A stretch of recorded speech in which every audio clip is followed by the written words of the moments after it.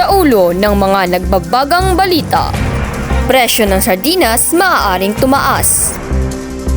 Miss Universe Philippines 2023 Michelle D is ready than ever.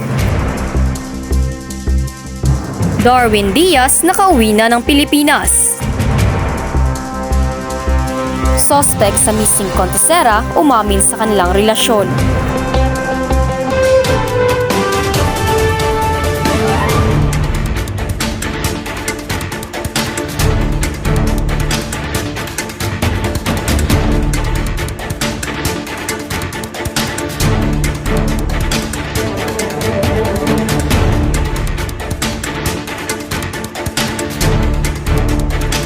Magandang araw mga kaboltis balita.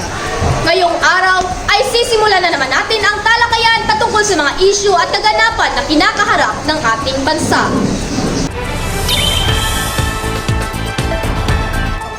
Posibleng tumaas ang presyo ng sardinas sa susunod na taon dahil na rin sa pagtaas ng presyo ng langis.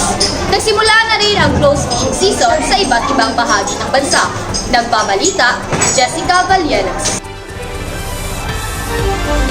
Nagsimula na ang close fishing season sa iba't ibang bahagi ng bansa, tulad na lang sa Palawan, Zamboanga Peninsula at Visayas Sea. Hindi muna papayagan ang mga commercial fisher o ang malalaking sasakyang pandagat na manghuli ng ilang klase ng isda gaya ng galunggong at tamban. Taon-taon itong ginagawa para makapagparami ang mga isda sa panahong ito. Pupunan muna ng mga imported na supply ng isda ang pangangailangan ng bansa. Inaasahan ng BFAR na may paggalaw sa presyo ng galunggong sa panahong ito.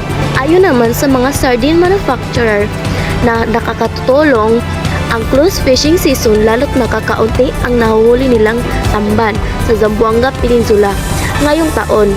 Malaki din anila ang inataas ng presyo ng tamban na sumipa mula sa 48 hanggang sa 52 peso per kilo mula sa 28 hanggang sa 32 peso per kilo noong 2022.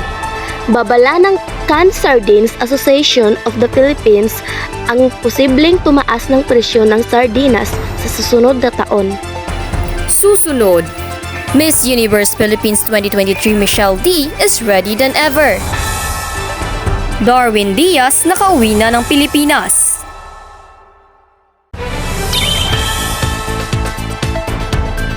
Hi, nagkikrave ako Nang ano? ng mais. I highly recommend cheese corn from Voltes 10. Cheese corn is a very popular Filipino snack that people really love. It is a simple boiled sweet corn with cheese but guarantee you a very heavenly taste. So saan ka pa? Cheese corn ka na. Tumbakag paa, itong bakag singit, nudnudi nagsel ka, siguradong hamis ka. Ang silka makawagtang sa mga lagom-lagom sa lawas ug makaputi sa imong mga tinaguang singit. Maong unsa pa yung gihulat, palit na mog silka.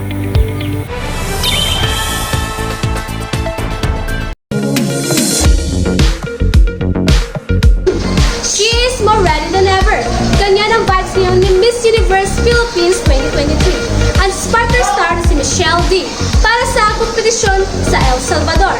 Buong-buo rin ang suporta ng kanyang mom na si Melanie Marquez na may encouraging message pa.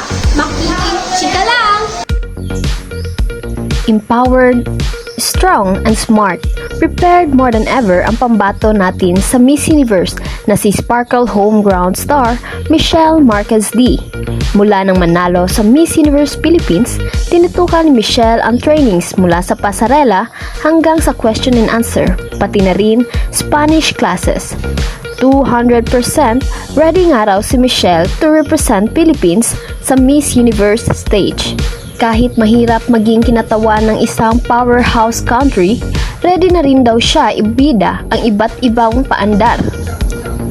Buo ang suporta ng GMA Artist Sparkle Center, showbiz friends at pageant fans kay Michelle sa kanyang mga scent events. Eliza Kalimutan, updated sa showbiz happening. Nakauwi na sa Pangasinan si Darwin Diaz, ang isa sa 2 Pinoy na medical staff na nakalabas na mula sa Gaza City. ang kanyang kwento sa hirap na pinagdaanan sa pagtutok ni LJ Elentorio. 2 taong ding nadistino sa Gaza City si Darwin Diaz, medical coordinator ng grupong Doctors Without Borders.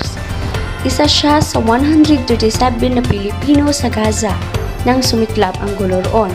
Siya at ang kanyang mga kasamahan ay halos 1 buwan nang natrap, kaya tinipid nila at pinagkasya ang mga supply mula sa tubig na pangligo, tubig na pang-inom hanggang sa pagkain.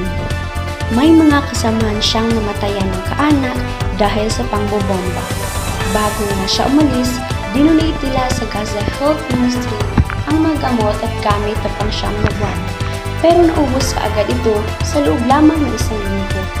Kahit nakalikas na si Darwin Diaz, nasa isip pa rin niya ang Gaza at balak pa rin niyang bumalik paghupa ng gera.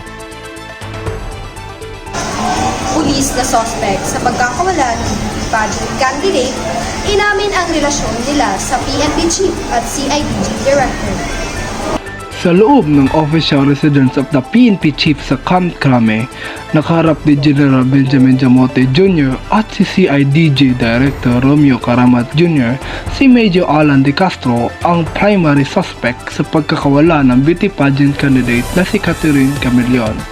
Pero sa 30 minutong pag-uusap dito sa White House sa Camp Crame ay tikom ang bibig ni De Castro sa pagkakawala ng beauty pageant candidate.